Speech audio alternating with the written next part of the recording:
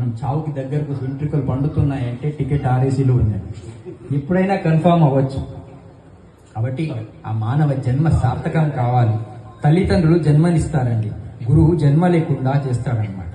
అందుకే 1830లో Clive lord Macaulay వచ్చినప్పుడు భారతదేశంలో 7,50,000 పల్లెటూర్లు ఉండేయండి, 7,32,000 గురుకులాలు ఉండేయండి. కానీ ఈరోజు ఎవరైనా గురువు వస్తే ఫస్ట్ గురుకులాలు చూడట్లేదండి, గురుకులం ఏదని చూస్తున్నారు.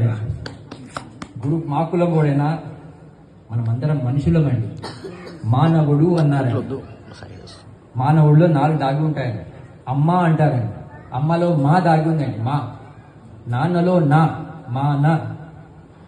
గురువులో గు, దేవుళ్ళో డు. ఈ 4 కలిస్తేనే మానవుడండి. మానవ జీవితం సార్థకం కావాలి, పరిపూర్ణం కావాలి అంటే ఈ 4 అనుగ్రహం కావాలి, గురు కృప కావాలి. ఆ మధ్య నేను మియాపూర్ సిగ్నల్ దగ్గర ఉన్నాను. పక్కగా వాడు ఇట్లా అన్నాడని అద్దం దింపానండి. నా కారులో మా గురువుగారు శ్రీ శ్రీ శ్రీ చిన్నజీయ స్వామివారి ఫోటో ఉంటుందండి. ఆయన నన్ను అడిగాడండి, చిన్నజీయ స్వామివారు ఆంధ్రానా తెలంగాణ అని అడిగాడండి. నేను ఆయన సూర్యుని చూపించానండి. నేను అడిగానండి, సూర్యుడు ఆంధ్రానా తెలంగాణ అని. సూర్యుడు ఆంధ్రానా తెలంగాణ అని? అందరివాడు గురువు అందరివాడు అనమాట. కాబట్టి ఆ గురు పరంపరని మనం కాపాడుకోవాలి, మన జన్మ సార్థకం చేసుకోవాలి. కేరళలో 3వ తరగతి పిల్ల అడిగిందండి teacher, what is the difference between coconut and coca cola అని. ఆ 3వ తరగతి పిల్ల రాసిందండి. కోకో కోలా ఇస్తే వాళ్ళు స్ట్రా వేసి ఇస్తారండి, తాగేటప్పుడు తల దించాల్సి వస్తుందండి. నేను తల దించితే నా దేశం తల దించినట్టు అండి. అదే మా ఊర్లో కొబ్బరి బొండం ఇస్తే వాళ్ళు స్ట్రా వేసి ఇవ్వరండి, నేను తలెత్తి తాగుతానండి. నేను తలెత్తానంటే నా దేశం తల ఎత్తినట్లు అని. ఈ దేశం తలదించే పని మనం ఎప్పుడు చేయకూడదండి. కాబట్టి ఒక పుట్టినరోజు సందర్భంగా పిలవడం, కార్యక్రమంలో మాట్లాడే భాగ్యం మాకు మీరందరూ కల్పించారు. కాబట్టి మీరందరికీ చాలా చాలా ధన్యవాదాలు. నేను మాట్లాడుతూ వెళ్తే ఎంతసేపు అయినా మాట్లాడతాను. నా గొప్పతనం కాదండి, గురువు కృప. అందుకే మర్కట మార్జల ఉదాహరణ ఇస్తారు. మర్కటం అంటే కోతి, మార్జాలం అంటే పిల్లి. కోతి తల్లిని పట్టుకుంటుందండి, చెయ్యి వదిలేసింది అనుకోండి అది కింద పడిపోతుందండి. పిల్లి అట్లా కాదండి, తల్లి పిల్లని పట్టుకుంటుందండి. అది జీవితంలో ఎన్ని ఇల్లు మారినా, ఎక్కడ గోడలు దూకినా కూడా పిల్లని కింద పడడం లేదు. మన జీవితం కూడా అంతే. మనం ఈ కెమెరాలో పడ్డామా లేదా అనేది కాదు, భగవంతుడి దగ్గర ఒక లిస్ట్ ఉంటుందండి. ఆ లిస్టులో మన పేరు ఉందా లేదా అనేది ఇంపార్టెంట్ అనమాట. అనుకోకుండా కుర్రవాడు రేపు పొద్దున్నే పెళ్లి పెట్టుకున్నాడంటండి. హిమధర్మరాజు సడన్గా ఇంటికి వచ్చేసాడంటండి. ఆయన అనుకున్నాడంటండి పెళ్లికి వచ్చాడేమని, రెండు స్వామిని కూర్చోబెట్టాడంటండి. ఏంటి స్వామి ఇట్లా వచ్చారు అని అడిగారంటండి. ఏం లేదయ్యా, నాకు లిస్ట్ ఇచ్చి పంపించారు, ఫస్ట్ పేరు నీదే ఉందయ్యా, నేను తీసుకెళ్దాం వచ్చాయా అన్న. ఏంటి స్వామి రేపు పొద్దున్నే పెళ్లి పెట్టుకున్నాను స్వామి, కొంచెం ఫోన్ చేసి రావచ్చు కదా స్వామి అన్నాడు. నాకెవరు ఫోన్ ఇప్పిస్తలేరయ్యా అంటే, స్వామి మీకు ఒక మంచి కొత్త ఐఫోన్ వచ్చింది స్వామి 5G, మీకు ఇప్పిస్తాను స్వామి, ఒక టీ తాగుతారా స్వామి అంటే, సరే అని టీ తాగాడు ఇచ్చాడు. ఈయనకు నిద్ర రాదండి రాత్రిపూట. టెన్షన్స్ అండి అందరికి, ప్రతి మనిషికి. జీవితంలో ఆనందంగా ఉండాలంటే పొద్దున్న ఇది రావాలంట, రాత్రి పడుకుంటే నిద్ర రావాలంట. ఈయన అనుకున్నాడంట ఎట్టయినా అక్కడ లేట్ అవుతుంది కదా, ఆ టీలో 3 నిద్ర మాత్రలు కూడా వేసి ఇచ్చేసాడంట. యమధర్మరాజు హాయిగా పడుకున్నాడంట. ఈయన మార్కెట్కి వెళ్ళి కంప్యూటర్లో మొత్తం పేరు మార్చేసి ఆయన పేరుని కింద పెట్టి వేరే వాళ్ళ పేరుని పైన పెట్టి లిస్ట్ పట్టుకుని వచ్చాడంట. అప్పుడు నిద్రలో నుంచి యమధర్మరాజు లేచాడంట. లేచి అడిగాడంట, ఏమి ఇచ్చావో నాయన, అక్కడ నిద్ర రావట్లేదు టెన్షన్లో, నువ్వు బాగానే ఇచ్చావు, హాయిగా నిద్ర పట్టిందయ్యా, నీకు ఒక చిన్న ఫేవర్ చేస్తానయ్యా, పైనుంచి తీసుకెళ్ళాలి కదా, నేను కింద నుంచి తీసుకెళ్తా అన్నాడు.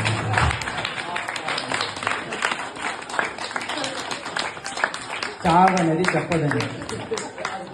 మీరు ఎన్ని తిరిగినా ఎన్ని చేసినా కూడా చావు తప్పదు. కానీ ఆ చావుని గెలవాలి అంటే భగవద్గీత చదవాలండి.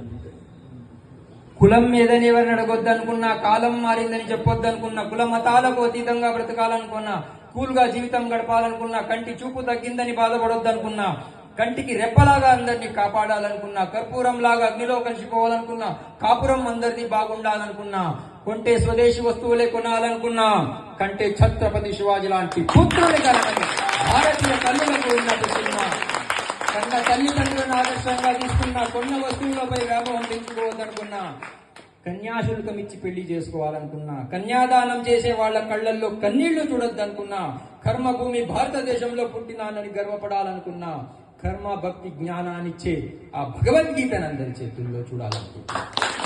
జీవితంలో బాగుపడాలి అంటే భగవద్గీతలో 700 శ్లోకాలండి. కనీసం ఒక్క శ్లోకమైన రోజు చదవండి. చాలా మంది చనిపోయిన తర్వాత పెడుతుంటారండి, కొందరు చనిపోక ముందు చదువుతారండి. కానీ మానవ జన్మ సార్థకం కావాలి. నైనం చిందంతి శస్త్రాన్ని నైనం ధరతి పావక నా చైనం క్లేదయంత్యాపో నా శోషతి మారుతా అంటారు. శరీరానికి సావుందండి, ఆత్మకు శరీరం.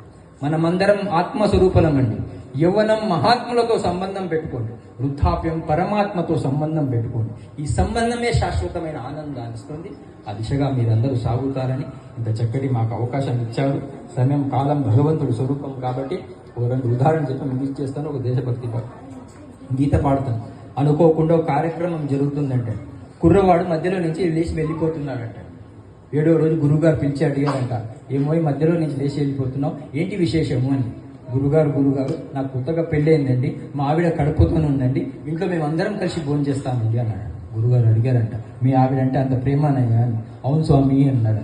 అయితే చిన్న పరీక్ష పెడదామయ్యా, మీ ఆవిడ నంబర్ నాకేని గురుగారు నంబర్ తీసుకున్నారంట. ఆవిడకు ఈయనకు ఒక గ్లాస్ బాదాం పిస్తా కలిపిన పాలు ఇచ్చారంట. ఆ పాలు తాగి మూర్చపోయాడంట. వాళ్ళ ఆవిడే ఫోన్ చేసి చెప్పారంట, గురుగారు మీ ఆయన చనిపోయారమ్మా వస్తావా అని. అందరు ఇంట్లో ఉన్న వాళ్ళందరూ కట్టకొట్టుకొచ్చి ఏడుస్తున్నారండి. స్పృహలో ఉన్నాడండి, అర్థమవుతుందండి. ఎంతసేపు ఏడుస్తామండి? 3 గంటలు 4 గంటలు ఓపిక బట్టి ఏడుస్తామండి.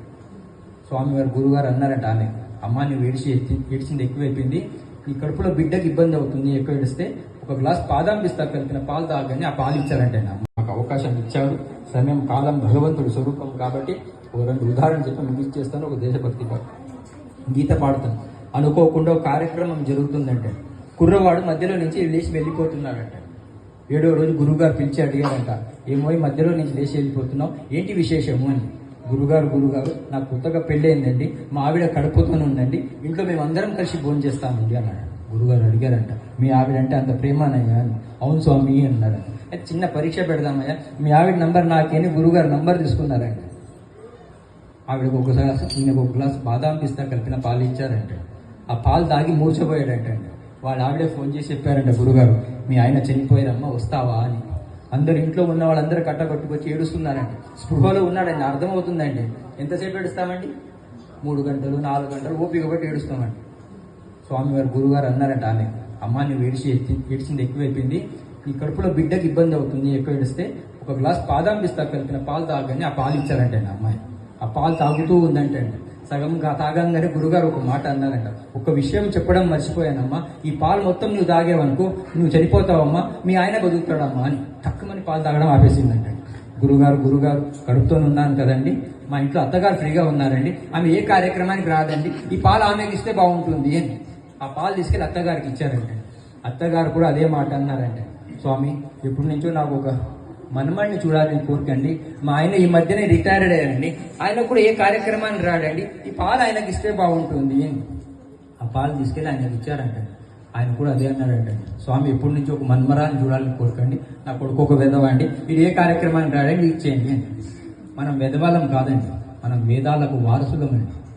ఆ కుర్రవాడికి ఇస్తే కుర్రవాడు అన్నాడంట, గురుగారు ఒకటి విన్నానండి, మాకంటూ ఏదో ఒక సంబంధాలు ఉంటాయి కదండి, గురువులు ఏ సంబంధాలు పెట్టుకోరని విన్నానండి, ఈ పాలు మీరు తాగితే బాగుంటుంది కదా అని.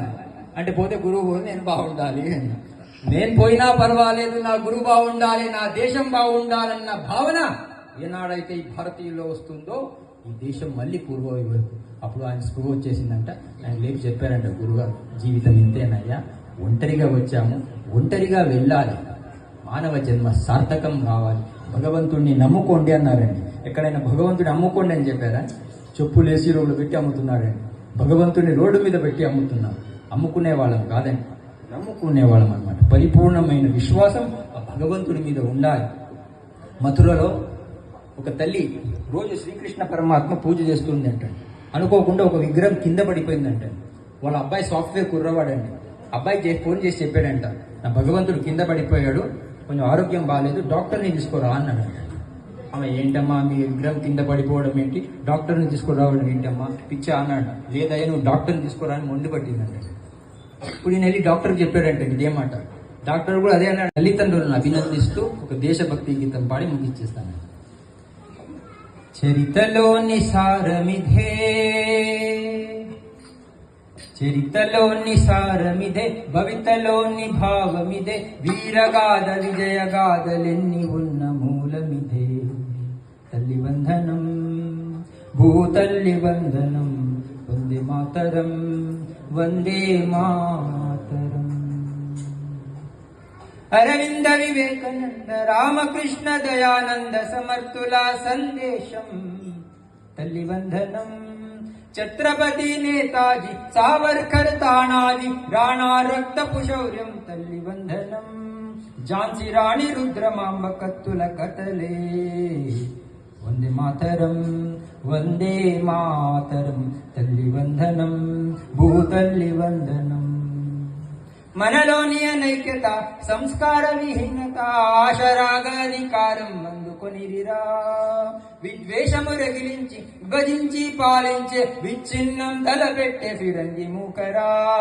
బ్రిటిషు విషపు తంత్రానికి విరుగుడు మంత్రం.